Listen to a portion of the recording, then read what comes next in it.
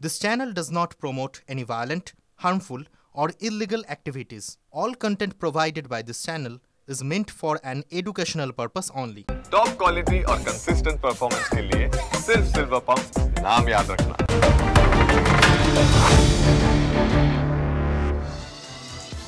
পাকিস্তানের সঙ্গে সংঘাতের পর দেশের প্রতিরক্ষা ব্যবস্থা আরও মজবুত করার প্রয়োজনীয়তা অনুভব করছে প্রতিরক্ষা মন্ত্রক।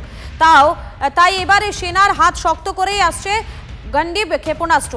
চীনা PL-17 এর জবাবে ভারতীয় অস্ত্র হচ্ছে এই গন্ডিব বা MK3। আমি বিস্তারিত জানবো, আমাদের সঙ্গে রয়েছেন আমাদের প্রতিনিধি সায়ন্ত রয়েছেন। সায়ন্ত, এই যে অস্ত্র আনা হচ্ছে, এই অস্ত্রের বিস্তারিত তথ্য জানাও, কি কি বিশেষত্ব রয়েছে?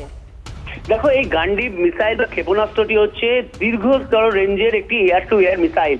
যে মিসাইল বিশ্বে যে প্রথম যে 3টি মিসাইল রয়েছে যেটি এয়ার টু এয়ার শত্রুপক্ষ বা টার্গেটকে লক্ষ্যভেদ করে, তার মধ্যে অন্যতম হয়ে উঠতে চলেছে, যার রেঞ্জ হবে প্রায় 350 কিলোমিটার।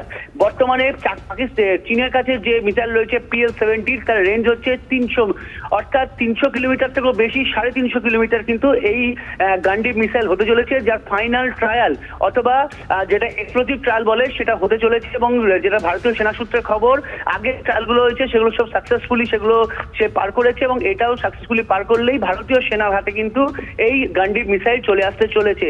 এবং এটা আরো একটি গুরুত্বপূর্ণ বিষয় হচ্ছে যে যে কোনো শত্রুপক্ষের যে কোনো বিমান হোক বা যে কোনো অস্ত্র, তাকে কিন্তু নির্ভুলভাবে নিজের কৌশলী চালের মাধ্যমে এটি প্রত্যাঘাত করতে পারে, এবং এর ক্ষমতা কিন্তু অন্যান্য মিসাইলের তুলনায় অনেক বেশি বলে জানানো হচ্ছে। একেবারেই ধন্যবাদ সায়ন্ত।